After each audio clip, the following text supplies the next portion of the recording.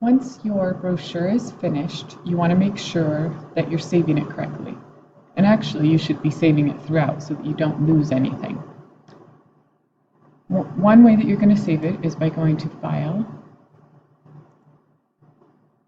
and Save As. And we're going to browse and go under Computer and into your H drive and click Open. Let's call this your, I'm going to change the name to Internet Safety Brochure. And if you don't have a folder for our class, click New Folder and name it Steam. And now you can save it into that folder.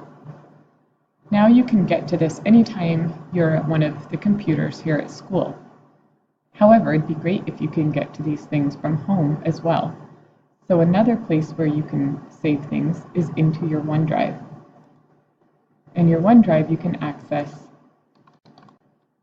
from any computer that has internet access, just by going to the Whatcom website and Office 365 and logging into your account.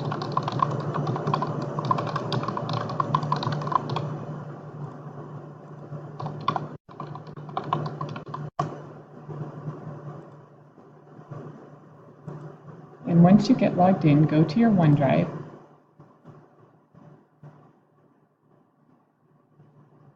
and again, if you don't have a folder for our class, you can click on New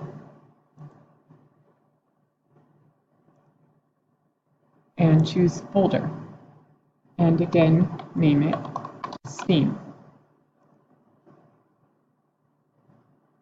Now find your Steam folder, open it, and click on Upload.